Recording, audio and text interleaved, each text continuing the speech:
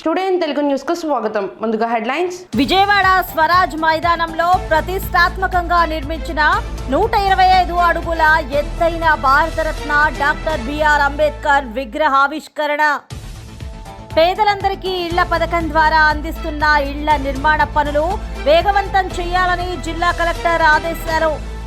అయోధ్య రామ మందిరం నిర్మాణం మరియు ప్రతిష్ట గురించి నివృత్తి చేసేందుకు ధర్మ సందేశం. ఇక డీటెయిల్స్ చూస్తే ఆంధ్రప్రదేశ్ ప్రభుత్వం వారు సామాజిక న్యాయానికి నిలువెత్తు రూపంగా ప్రతిష్టాత్మకంగా విజయవాడ నందు స్వరాజ్ మైదానంలో 20 ఎకరాల అంబేద్కర్ సంస్కృతి వనంలో సుమారు 400 కోట్ల రూపాయల వ్యయంతో నిర్మించిన 125 అడుగుల ఎత్తైన భారత రత్న డాక్టర్ బిఆర్ అంబేద్కర్ విగ్రహ ఆవిష్కరణ నిర్వహించుచున్న సందర్భంగా రాష్ట్ర వ్యాప్తంగా సామాజిక సమత సంకల్పం కార్యక్రమంను నిర్వహించి ప్రజలను భాగస్వాములు చేయుట జరుగుతున్నది. ఈ కార్యక్రమంలో భాగంగా నగరపాలక సంస్థ కార్యాలయం నుండి గౌతమ్ బుద్ధ రోడ్డులోని డాక్టర్ బిఆర్ అంబేద్కర్ విగ్రహం వరకు ర్యాలీ నిర్వహించడం జరిగింది. అనంతరం శాసనమండలి సభ్యులు మురుగుడు హనుమంతరావు, ఆప్కో చైర్మన్ గంజి చిరంజీవి, నగరపాలక సంస్థ commissioner Nirmal Kumar V, additional commissioner K Hemamalini, deputy commissioner B Sivareddy, secretary P Srinivasarao, Donthireddy Vemareddy తదితరులు పూలమాలలు వేసి పుష్పాంజలి ఘటించారు. సాయంత్రం 4:30 గంటలకి గౌరవ ముఖ్యమంత్రి వారి మన స్వరాజ్ మైదానం విజయవాడలో నడిబొడినటువంటి స్వరాజ్ మైదానంలో 126 అడుగుల ఎత్తైనటువంటి మన డాక్టర్ బాబు సాహెబ్ అంబేద్కర్ గారి కాంస్య విగ్రహావిష్కరణ అన్నది జరుగుతుంది. సో ఆ జరుగు కార్యక్రమంలో అవేర్నెస్లో భాగంగా జిల్లా కలెక్టర్ గారి ఉత్తర్వుల మేరకు ఇక్కడ మనము ఈరోజు ఎంటీఎంసీ పరిధిలో సుమారు 3 కిలోమీటర్ల వరకు వాక్థాన్ అనేది మనం నిర్వహించుకోవడం జరిగింది. దాంట్లోనే భాగంగా మన దగ్గరలో నియర్ బై ఎక్కడైతే అంబేద్కర్ గారి విగ్రహం ఉందో అంబేద్కర్ గారి విగ్రహానికి లోకల్ ఎమ్మెల్సీ గారు, అదేవిధంగా వైఎస్ఆర్సీపీ పట్టణ అధ్యక్షులు అయినటువంటి మన గురుడు పట్టణాధ్యక్షులు అయినటువంటి మన గంజి చిరంజీవి గారు కలిసి, వేమారెడ్డి గారు కలిసి విగ్రహావిష్కరణ మన పూలమాలతో మన అంబేద్కర్ విగ్రహాన్ని ఆవిష్కరించుకోవడం జరిగింది. పేదలందరికీ ఇళ్ల పథకం ద్వారా మంజూరు చేసిన ఇంటి స్థలాలలో ప్రభుత్వం అందిస్తున్న సదుపాయాలను సద్వినియోగం చేసుకుని ఇళ్లను వేగవంతంగా నిర్మించుకొని స్వంత ఇంటి కలను సాకారం చేసుకోవాలని జిల్లా కలెక్టర్ ఎం వేణుగోపాల్ రెడ్డి తెలిపారు. తాడేపల్లిలోని ముఖ్యమంత్రి క్యాంపు కార్యాలయం నుండి నవరత్నాలు పేదలందరికీ ఇళ్లు లబ్ధిదారులకు వడ్డీ రీయింబర్స్మెంట్ను 12.77 లక్షల మందికి 4500.19 కోట్ల బ్యాంకు రుణం అందించి అందులో ఈ దఫా అర్హులైన 4,07,323 మంది లబ్ధిదారులకు వడ్డీ రీయింబర్స్మెంట్ కింద 46.90 కోట్లను బటన్ నొక్కి రాష్ట్ర ముఖ్యమంత్రి వైఎస్ జగన్మోహన్ రెడ్డి లబ్ధిదారుల ఖాతాలకు జమ చేయడం జరిగింది. అనంతరం జిల్లా కలెక్టర్ ఎం వేణుగోపాల్ రెడ్డి మీడియాతో మాట్లాడుతూ పేదలందరికీ ఇళ్ల పథకంలో ఇళ్లు మంజూరు చేసిన వారికి PMAY ద్వారా 1.80 లక్షలు అందించడంతో పాటు సకాలంలో ఇళ్లు పూర్తి చేసుకోవడానికి స్వయం సహాయక సంఘాల ద్వారా 35,000 రూపాయల రుణం పావలా వడ్డీకి అందించడం జరిగిందన్నారు. పావలా వడ్డీకి అందించిన రుణానికి వడ్డీని రాష్ట్ర ముఖ్యమంత్రి వైఎస్ జగన్మోహన్ రెడ్డి గురువారం జమ చేయడం జరిగిందన్నారు. జిల్లాలో స్వయం సహాయక సంఘాల్లోని 52,264 మందికి ఇంటి నిర్మాణానికి 184.13 కోట్ల రుణం మంజూరు చేయడం జరిగిందన్నారు.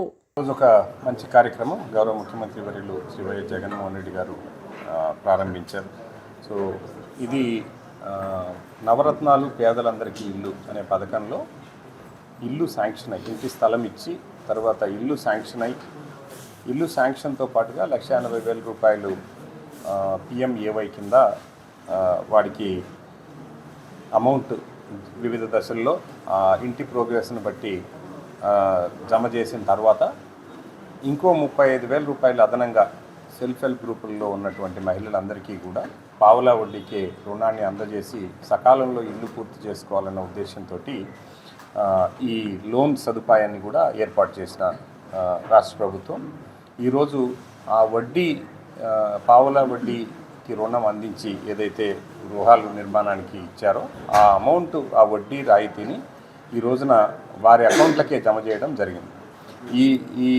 ఈ పర్టికులర్ ఈ కారణంలో మనము 52,223 మంది SHGలో ఉన్నటువంటి సభ్యులు 182.78 లక్షల రూపాయలు మనం లోన్ రూపంలో వీరందరికీ కూడా ఇప్పటికే శాంక్షన్ చేశాం. ఇందులో ఈ రోజున 11,088 మందికి 1,70,41,890 రూపాయలు వారి అకౌంట్కి ఈ వడ్డీ రీయింబర్స్మెంట్ కింద జమ చేయడం జరుగుతూ ఉంది.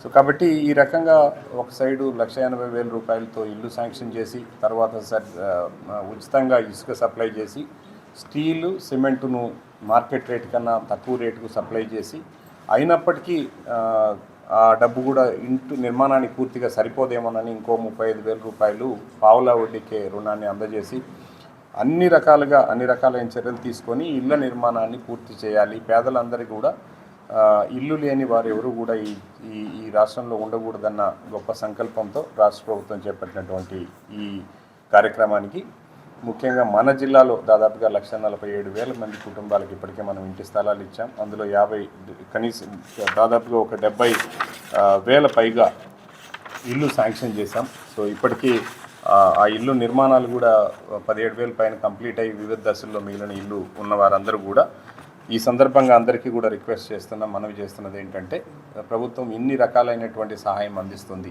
చివరికి మీరు తీసుకున్న రుణం మీద కూడా 35,000 రుణం మీద కూడా వడ్డీ రీయింబర్స్మెంట్ కూడా ఉంది. కాబట్టి మిగిలిన వారందరూ కూడా ఈ సదుపాయాన్ని ఉపయోగించుకొని వారి సొంత ఇంటికాలు సాకారం చేసుకుంటారని చెప్పి మనస్ఫూర్తిగా ఆశిస్తూ లబ్ధిదారులందరికీ కూడా ఈరోజు ఎవరికైతే ఈ అమౌంట్ జమ అయిందో వారందరినీ కూడా అభినందిస్తున్నాను. అంబేద్కర్ ఆడిటోరియంలో ఆంధ్రప్రదేశ్ ఎస్సీ ఎస్టీ ఉపాధ్యాయ సంఘం రాష్ట్ర ప్రధాన కార్యదర్శి బోనెల రమేష్ ఆధ్వర్యంలో మాజీ ఉప ముఖ్యమంత్రి Narasannapeta MLA Dharmana Krishnadas, joint collector M Naveen, Ambedkar వాది దళిత కురువృద్ధుడు బోడెల నరసింహులు చేతుల మీదుగా క్యాలెండర్ డైరీను ఆవిష్కరించారు. జై భీమ్ అందరికీ నమస్కారం.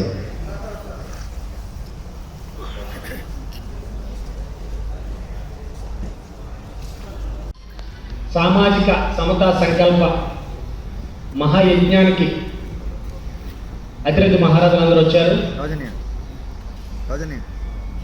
మనకి మొన్ననే సంక్రాంతి చేసుకున్నాం, కానీ అసలైన పండుగ రేపు మహాపెద్ద పండగ. రేపు విజయవాడ నడిబొడ్డున స్వరాజ్య మైదానంలో జరగబోతుంది. మరి ఆ కార్యక్రమానికి ఒక దిక్సూచిగా ఈరోజు మన శ్రీకాకుళం జిల్లాలో తలపెట్టినటువంటి ఈ కార్యక్రమానికి విచ్చేసినటువంటి పెద్దలు, గౌరవనీయులు ఉప ముఖ్యమంత్రి వర్యులు శ్రీ ధర్మాన కృష్ణదాస్ గారికి, అదేవిధంగా సభాధ్యక్షులు మా ఋషి గారికి, అదేవిధంగా మన జిల్లా జాయింట్ కలెక్టర్ గారికి, అదేవిధంగా deputy director social welfare and SC corporation ED, మిగతా పెద్దలు, అదేవిధంగా మన సమాజంలో ఈ జిల్లాలోనే కాదు, ఈ రాష్ట్రంలోనే కాదు, దళితులలో అత్యంత అభినవశీలి ఉద్యమ పెద్ద కురువృద్ధులు, పితృ సమానులు, గౌరవనీయులు పెద్దలు శ్రీ బొడ్డేపల్లి నరసింహ గారికి, ఇట్లా స్టేజ్ మీద ఉన్న, అదేవిధంగా స్టేజ్ ముందు ఉన్న పెద్దలందరికీ కూడా హృదయపూర్వక జైభూమిని తెలుపుకుంటున్నాం. మిత్రులారా, భారతరత్న డాక్టర్ బాబాసాహెబ్ అంబేద్కర్ గురించి మాట్లాడాలి అంటే నా చదువు కానీ, నా పరిణితి కానీ, నా వయసు కానీ సరిపోదు. ఎందుకంటే ఈ ప్రపంచంలోనే అత్యంత మేధస్సు గల వ్యక్తిని ఐక్యరాజ్య సమితి ప్రకటించింది, నేను చెప్పింది కాదు. 5 PhDలు, 3 డీలిట్లు, 20 ఎంఫిల్ థీసిస్ సబ్మిట్ చేసినటువంటి డాక్టర్ బాబాసాహెబ్ అంబేద్కర్ ఆయన చదువు అంతా కూడా పాఠశాల బయట ఉండి చదువుకుంటేనే. నాయుడుపేటలోని వివిధ ప్రాంతాలలో మోటార్ బైక్ చోరీలకు పాల్పడుతున్న 4 నిందితులను నాయుడుపేట అర్బన్ పోలీసులు అరెస్ట్ చేశారు. సుమారు 8 లక్షలు విలువ చేసే 9 బైక్లను నిందితుల నుంచి స్వాధీనం చేసుకున్నామని నాయుడుపేట డీఎస్పీ రాజగోపాల్ రెడ్డి తెలిపారు. నాయుడుపేట పోలీస్ స్టేషన్లో మీడియా సమావేశంలో ఆయన మాట్లాడుతూ రాజేష్, మునిశంకర్, బాలకృష్ణలతో పాటు మరో మైనర్ను అదుపులోకి తీసుకున్నామని తెలిపారు. అందరికీ నమస్కారం. ఈరోజు నాయుడుపేట పోలీస్ స్టేషన్లో 9 మోటార్ సైకిళ్లను రికవరీ చేయటం జరిగింది. ఒక ముగ్గురు ముద్దాయిలు ఒక జోనైల్ అఫెండర్ను అరెస్ట్ చేసి ఈ వారి నుంచి ఒక 9 మోటార్ సైకిళ్ళు వివిధ ప్రాంతాల్లో దొంగిలించబడినట్టు రికవర్ చేయడం జరిగింది. అందు సందర్భంగా ఈ ప్రెస్ మీట్ ఏర్పాటు చేయడం జరిగింది. వివరాల్లోకి వెళ్తే మనకు ఇక్కడ ఆర్కాట్ రాజేష్ అని చెప్పేసి అమరా గార్డెన్ నాయుడుపేట టౌన్, చిత్తూరు మునిశంకర్ ప్రస్తుతం కూడా అతను కూడా అమరా గార్డెన్ నాయుడుపేట టౌన్, తర్వాత పెనుబాకు బాలకృష్ణ ఇతడు వచ్చేసి వెంకటగిరి టౌన్, తర్వాత ఒక జువనైల్ కాబట్టి పేరు చెప్పకూడదు, ఒక 18 సంవత్సరాల ఒక జువనైలు. వీళ్ళు నలుగురు ఒక టీమ్గా ఏర్పడి గత కొద్ది కాలం నుంచి 2-3 నెలల నుంచి కూడా ఈ నాయుడుపేట పట్టణము వివిధ చుట్టుపక్కల ప్రాంతాల్లో ఈ మోటార్ సైకిల్ దొంగతనాలు చేయటం జరుగుతూ ఉంది. దరిదాపు వీధిని ఈరోజు ఉదయం ఒక మోటార్ సైకిల్ పై పోతున్నప్పుడు అరెస్ట్ చేసినప్పుడు వాళ్ళు నాయుడుపేటకు సంబంధించి ఒక 4 మోటార్ సైకిళ్ళు, అందులో ఒకటి royal Enfield, 2 royal Enfield, 2 Bajaj Pulsar బండ్లు, చిట్టామూరు పోలీస్ స్టేషన్ పక్కన దానికి సంబంధించి ఒక 3 బండ్లు, ఒకటి బజాజ్ పల్సరు, ఒకటి హీరో హెచ్ఎఫ్ డిలక్స్, ఒకటి బజాజ్ పల్సరు 3, తర్వాత పెర్లకూరుకు సంబంధించి ఒకటి బజాజ్ పల్సరు, నెక్స్ట్ పుత్తూరు సంబంధించి ఒక హీరో హోండా యాక్టివాను స్వాధీనం చేసుకోవటం జరిగింది కూడా. అయితే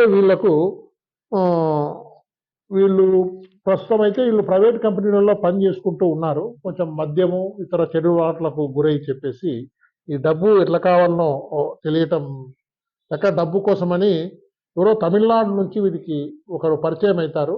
అతని ద్వారా ఈ దొంగతనాలు నేర్చుకొని వీళ్ళు పాల్పడటం జరుగుతూ ఉంది. వీళ్ళనందరినీ కూడా అప్పుడు అరెస్ట్ చేయడం జరిగింది. వారి స్వాధీనంలో ఉన్న ఈ 9 మందిని కూడా రికవరీ చేసుకోవటం జరిగింది. ఇందులో కష్టపడ్డ మా ఎస్ఐ రఘు కానీ, తర్వాత హెడ్ కానిస్టేబుల్ ఐడిపాట్ హెడ్ కానిస్టేబుల్ కరీము, మస్తాను. ఇటీవల కురిసిన వర్షాలకు రైతు నారుమళ్లు దెబ్బతినగా విత్తనాలను పక్క రాష్ట్రాల నుంచి సత్వరమే తెప్పించి రైతు భరోసా కేంద్రాల ద్వారా సమృద్ధిగా రైతులకు అందజేయడం ఆంధ్ర రాష్ట్ర చరిత్రలోనే వ్యవసాయ రంగంలో రికార్డు సృష్టించామని రాష్ట్ర వ్యవసాయ శాఖ మంత్రి కాకాని గోవర్ధన్ రెడ్డి పేర్కొన్నారు. పొదలకూరు మండలం మొగల్తూరు గ్రామంలో 30 లక్షలతో నిర్మించిన సీసీ రోడ్లు, డ్రైన్లు మంత్రి ప్రారంభించారు. ఈ సందర్భంగా ఏర్పాటు చేసిన సభలో మంత్రి మాట్లాడుతూ జిల్లాలో వర్షాల వల్ల వెంకటాచలం, తోటపల్లి, గూడూరు మండలాల్లో పంటలు బాగా దెబ్బతిన్నాయని, ఆ రైతులను ఆదుకునే దిశగా చర్యలు చేపట్టామన్నారు. సర్వేపల్లి నియోజకవర్గంలోని పలు గ్రామాల్లో సుదీర్ఘకాలంగా అపరిష్కృతంగా ఉన్న అభివృద్ధి కార్యక్రమాలను, సైడ్ కాలువలు, సిమెంట్ రోడ్లు, పాఠశాలల మరమ్మతులు, అంగన్వాడీ భవనాలు, పేదలకు ఇళ్లు నిర్మించడం వంటి పనులను శ్రీకారం చుట్టామన్నారు.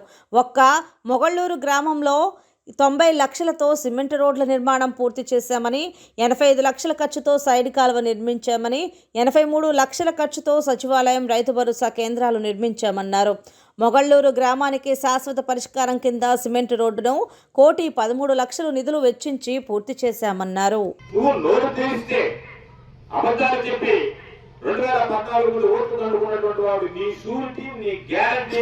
ఈ రాష్ట్ర ప్రజలు నమ్మేటువంటి పరిస్థితిలో ఉన్నారా అని చెప్పి ఈ సందర్భంగా నేను అడుగుతున్నాను. మరి ఆ కార్యక్రమంలో కాగితం తీసుకొచ్చినటువంటి వాడు సోమిరెడ్డిని చూస్తే పాప నిన్న మా ఎంఆర్ఓ దగ్గరికి పెట్టుకున్నాడు. ఎవరో చెప్పాడు, అయ్యా ఏముంది సోమిరెడ్డితే తలాకాలు తీసేస్తే ఆరపాలం కూడా బరువు ఉండడు అని. ఆయన చూస్తే అమ్మలో ఎగిరి పడిన గాలి పండు ఎగిరినాడు. ఆయన ఆ కాగితాలు తీసుకొచ్చి నేను షూరిటీ గ్యారంటీ అని చెప్పి, అదేమంటే చెప్తాను, నేను 40 సంవత్సరాల నుంచి ప్రజాప్రతినిధిగా ఉన్నాను. 40 సంవత్సరాల నుంచి ప్రజాప్రతినిధిగా ఉంటే బహుశా ఈ రాష్ట్రంలోనే 5 సార్లు వరుసగా 4 సార్లు ఒక నియోజకవర్గంలో ఓడిపోయి రికార్డు సృష్టించినటువంటి వ్యక్తి ఎవరన్నా ఉన్నారంటే అది సోమిరెడ్డి ఒక్కడే అనేటువంటి విషయాన్ని ఈ సందర్భంగా మీ అందరికీ గుర్తు చేస్తున్నా. ఆయన వచ్చి బాబు సూరికి భవిష్యత్తు గ్యారంటీ అని చెప్పి ఈరోజు అందరికీ కూడా పాపం ఏదో కాగితాలు ఇచ్చి వెళ్ళిపోయినటువంటి కార్యక్రమాన్ని ఈరోజు తీసుకురావడం జరిగింది. నేను అడిగేది, కరోనా వచ్చింది, కరోనా ఇబ్బందులు పడ్డా చాలా మంది ప్రాణాలు కోల్పోయారు, మనం మన ఆస్తులు కోల్పోయాం. అటువంటి నేపథ్యంలో ఈ కరోనా వ్యాధి సోకుతుంది, ప్రబలుతుంది అన్నప్పుడు ప్రజల మధ్యకి ఓట్లు వేయించుకుని వెళ్ళిపోయినటువంటి సోమిరెడ్డి ఏ రోజు కనిపించలేదు. ప్రజలు పాపం ఇబ్బందుల్లో ఉన్నారు, పేదలు కూలి పని లేదు, ఇబ్బందులు పడుతున్నారని వైఎస్ఆర్ సర్వేపల్లి రైతన్న కార్డుల పేరుతో పాపం ఎంత మంది అయితే ఈ నిరుపేదలు అనేటువంటి ఉన్నారో, తెల్ల కార్డు కలిగినటువంటి వాళ్ళందరికీ ఈ నియోజకవర్గంలో దాదాపుగా బియ్యం ఇచ్చాం, వంట నూనె పంపిణీ చేశాం. ఈ రాష్ట్రంలో 175 నియోజకవర్గాలు ఉంటే ఈ 175 నియోజకవర్గాల్లో ఏ నియోజకవర్గంలో జరగనటువంటి విధంగా కరోనా కష్టకాలంలో ఈ రోజు ఒక్క సర్వేపల్లి నియోజకవర్గంలోనే ఈ రోజు ప్రతి కుటుంబానికి ఈ రోజు రేషన్, ప్రైవేట్ రేషన్ ఇచ్చినటువంటిది మన హయాంలో జరిగింది అనేటువంటిది గర్వంగా చెప్పుకోగలిగినటువంటి పరిస్థితి అని చెప్పి మీ అందరికీ సందర్భంగా తెలియజేస్తున్నాను. అటువంటి పరిస్థితుల్లో కరోనా కష్టకాలంలో రైతులు వెంబడ నడిచి రైతులందరూ పాపం వాళ్ళ దయాలతో, హృదయంతో, వాళ్ళ సౌజన్యంతో అందరికీ బియ్యం, వంటలను సంబంధించి మాట్లాడాడు. ఆ పిచ్చోడికి తల పనిచేస్తుందో లేదో తెలియదు. ఎందుకు మాట్లాడాలంటే పిచ్చోడిని సాధారణంగా మీరు ఒక్కసారి గుర్తుంచుకోండి. ఒక కాగితం మీదకి వస్తున్నాడు, ఆ కాగితం ఏమంటున్నాడు? బీసీలకు రాజ్యాధికారమే లక్ష్యంగా పనిచేసేందుకు బీసీ సంక్షేమ సంఘం పనిచేస్తుందని, దానిలో భాగంగానే నేడు బీసీ సంకల్ప సభ మంగళగిరిలో ఏర్పాటు చేసినట్లు బీసీ సంక్షేమ సంఘం నేతలు తెలియజేశారు. బీసీల ఓట్లతో రాజ్యాధికారం అనుభవిస్తూ బీసీ జాతికి అన్యాయం చేస్తున్నారని, అందుకే రాబోయే ఎన్నికలలో ఖచ్చితంగా బీసీల సత్తా చూపడానికి సిద్ధంగా ఉన్నారని జిల్లా బీసీ సంక్షేమ సంఘం అధ్యక్షుడు పారేపల్లి మహేష్ తెలిపారు. రాబోయే ఎన్నికలలో ఖచ్చితంగా మంగళగిరి అడ్డా బీసీల గడ్డగా ఉందని, దానిలో తాను పోటీకి సిద్ధమని మహేష్ స్పష్టం చేశారు. బీసీలను ఓటు బ్యాంకుగా కాకుండా మా అణగారిన వర్గాలకు అండగా ఉండే వారికి అండగా ఉండాలని, అవసరమైతే బీసీ సంక్షేమ సంఘం ఉంటుందని వెల్లడించారు. తమ రాజకీయ పార్టీ పరిణామాలు సమయం పడుతుందని, ఖచ్చితంగా 2029 కల్లా బీసీలకు రాజ్యాధికారమే లక్ష్యంగా ఓ రాజకీయ పార్టీ ఆవిర్భావం ఖచ్చితమని తెలిపారు. సంకల్ప సభ సందర్భంగా మంగళగిరి ఎన్ఆర్ఐ వై జంక్షన్లో ఉన్న నేతన్న విగ్రహానికి పూలమాల వేసి అనంతరం మంగళగిరి పట్టణ సీతారామ కోవెల మీదుగా సభా ప్రాంగణం వరకు బైక్ ర్యాలీ నిర్వహించారు. నమస్కారం. ఈరోజు మంగళగిరి నియోజకవర్గంలో బీసీ సంకల్ప సభ ఏర్పాటు చేసుకున్నాం. ఈ సందర్భంగా మా బీసీ సోదరులందరూ కూడా పాత మంగళగిరి శ్రీ రామ మందిరం నుంచి నరసింహస్వామి వారి దేవాలయం వరకు అందరం ర్యాలీగా వెళ్ళి అక్కడ నుంచి సభా ప్రాంగణానికి చేరుకొని ముఖ్యంగా మా బీసీ బిడ్డలకు జరుపుతున్న అన్యాయాన్ని, 18 సంవత్సరాల నుండి ఓటు హక్కు వచ్చిన ప్రతి ఒక్క బీసీ బిడ్డకు మా జాతులకు జరుగుతున్న అన్యాయాలు వివరించేందుకే ముఖ్యంగా ఈ సభ ఉద్దేశం. కేవలం మమ్మల్ని ఓట్ బ్యాంక్ రాజకీయంగానే వాడుకుంటూ మమ్మల్ని ఎలక్షన్స్ టైంలో తాయిలాలు ప్రకటిస్తూ కనీసం రాజ్యాధికారానికి అతి చాలా దూరంగా మమ్మల్ని ఉంచుతూ కేవలం మమ్మల్ని మాయ మాటలతో మద్దతు పెడుతూ మమ్మల్ని ఎప్పుడు కూడా కనీసం ఒక ఎమ్మెల్యే అభ్యర్థి, నిజానికి మా నేతన్నలు రాష్ట్రంలో 60 లక్షల మంది ఉన్నాం. 60 లక్షల మందికి మాకు రావాల్సిన సీట్లన్నీ, మా వాటా ఎంత? ఒక్క రాజకీయ పార్టీ కూడా కేవలం 1-2 సీట్లు కూడా ప్రకటించిన దాఖలాలు లేవు. అందుకనే రాష్ట్ర బీసీ సంక్షేమ సంఘం అధ్యక్షులకి హృదయపూర్వక నమస్కారాలు.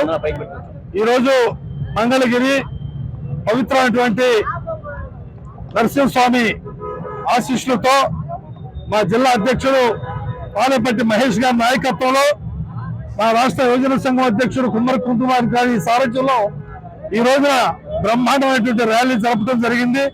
దీనికి ప్రధానమైనటువంటి ఎజెండా మేము ఈ రోజున పత్రికల ద్వారా, మీడియా ద్వారా కూడా మేము తెలియజేస్తా ఉన్నాం.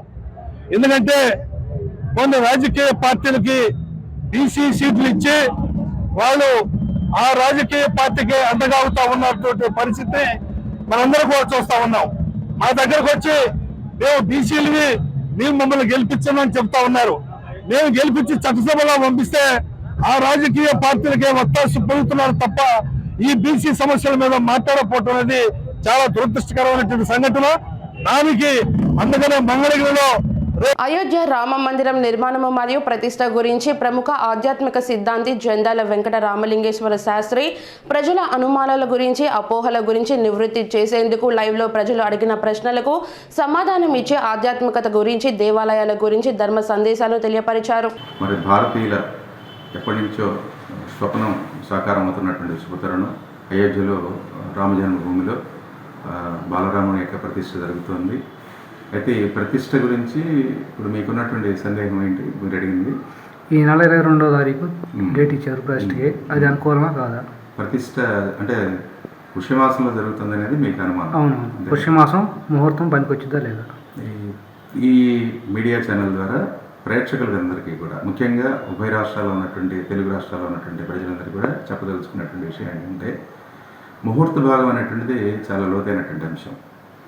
పంచాంగ రీతులు అనేటువంటివి వివిధ రకాలుగా ఉంటాయి. ఉదాహరణ కనుక తీసుకుంటే భారతదేశంలో హిమాలయాల నుంచి వింధ్య పర్వతాల వరకు కూడా బారహత్పశ్యమానం అనేటువంటిది నడుస్తూ ఉంటుంది. అంటే అక్కడ గురువుని ప్రధానంగా చేసుకొని పంచాంగం రాయడం అనేటువంటిది జరుగుతుంది. రెండవది, వింధ్య పర్వతాల నుంచి శేషాచలం వరకు కూడా మనకి చాంద్రమానం నడుస్తుంది. చాంద్రమానంలో చంద్రుడి యొక్క గమనాన్ని అనుసరించి పంచాంగం లిఖించడం అనేటువంటి జరుగుతుంది. ఉదాహరణకు చూడండి, ఇప్పుడు మనకి చాంద్రమానంలో మనం వర్జం, దుర్ముహూర్తం రెండే పాటిస్తాం. అంటే వారాన్ని అనుసరించి దుర్ముహూర్తం, నక్షత్రాన్ని అనుసరించి వర్జం అనేటువంటిది ఆపాదించబడుతుంది. అదేవిధంగా శేషాచలం నుంచి సేతు పర్యంతం, అంటే లంక వరకు కూడా ఉన్నటువంటి సేతు వరకు కూడా, అంటే కర్ణాటక కొంత భాగం, తమిళనాడు, కేరళ ఈ రాష్ట్రాలన్నింటిలో కూడా సౌరమానం అనేటువంటిది నడుస్తూ ఉంటుంది. ఈ సౌరమానంలో యమగండం, గుళిక, రాహుకాలం ఇట్లాంటివి పాటిస్తూ ఉంటాం. అంటే పంచాంగం రాసేటువంటి విధానంలోనే ఈ మనాబ్ద ఫలితాలను అనుసరించి పంచాంగం లిఖించబడుతుంది. అయితే ఇక్కడ మనకి ఆంధ్రప్రదేశ్లోనో తెలంగాణలో ఉన్నటువంటి పంచాంగాలను అనుసరించి ఇప్పుడు మనకి పుష్యమాసం నడుస్తుంది కాబట్టి, శూన్యమాసం కాబట్టి ఈ ముహూర్తాలు ఎట్లా పెడతారనేటువంటి సందేహం చాలామందికి వస్తుంది. ఇక్కడ మనం గమనించాల్సిన అంశం ఏంటంటే, ఇప్పుడు అయోధ్యలో జరుగుతున్నటువంటి ప్రతిష్ఠకి నిర్ణయించినటువంటి ముహూర్తం అనేది మనకి చాంద్రమానాన్ని అనుసరించి చేసిన నిర్ణయం కాదు. ఎందుకంటే అక్కడ వారాహ్యమానంలో బృహస్పతి ప్రధానంగా వేసినటువంటి గణితాన్ని అనుసరించి నడుస్తుంది.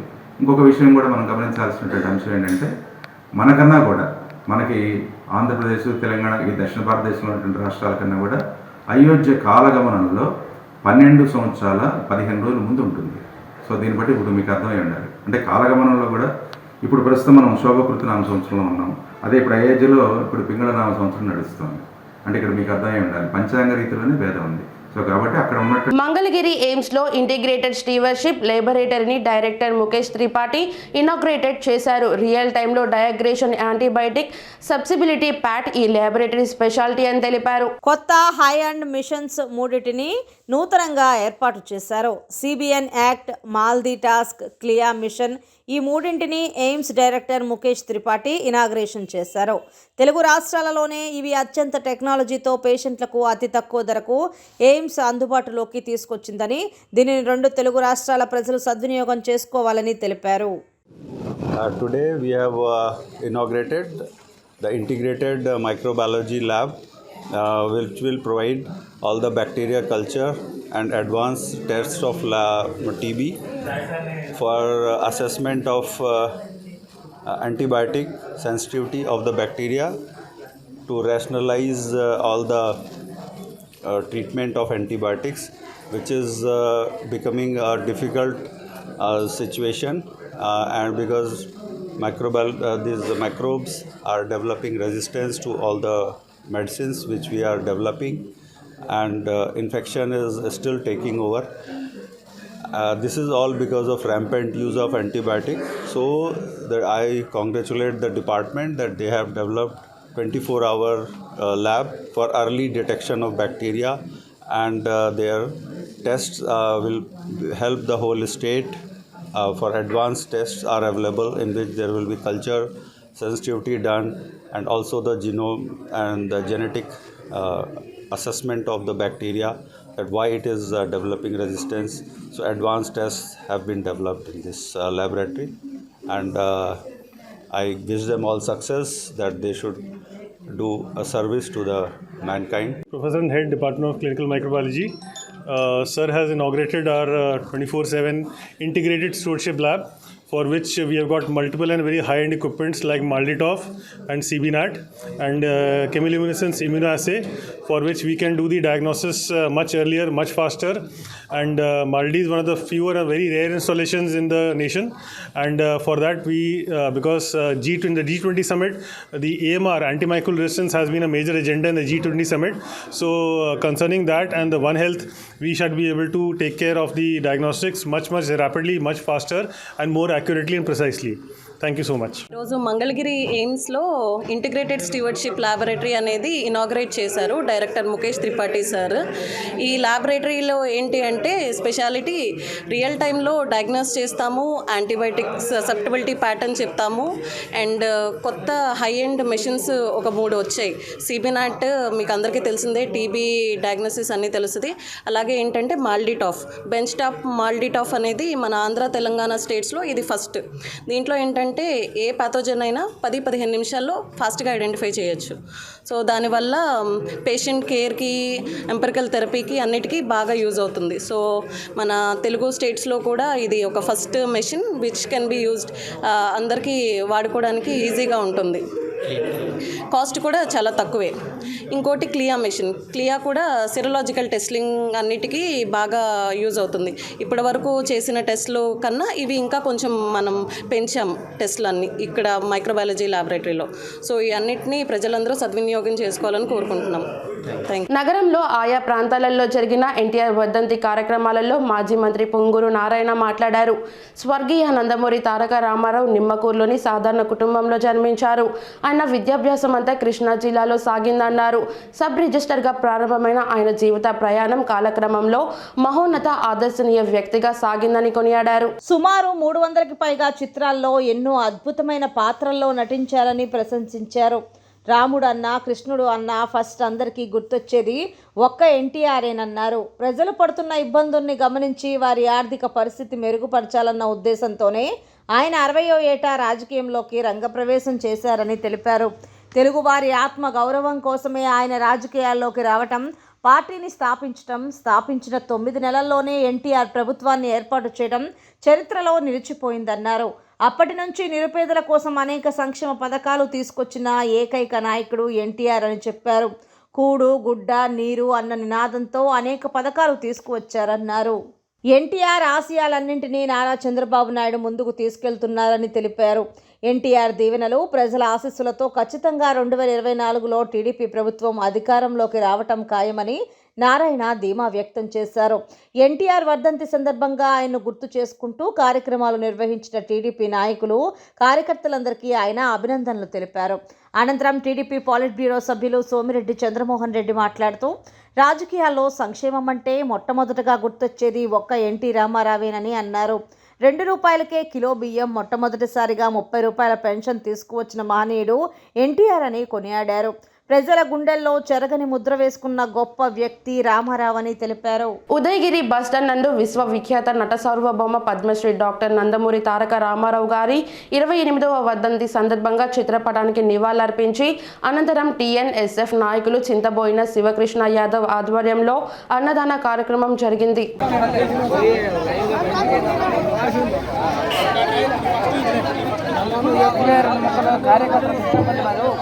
ఇవన్నీ ఇక్కడ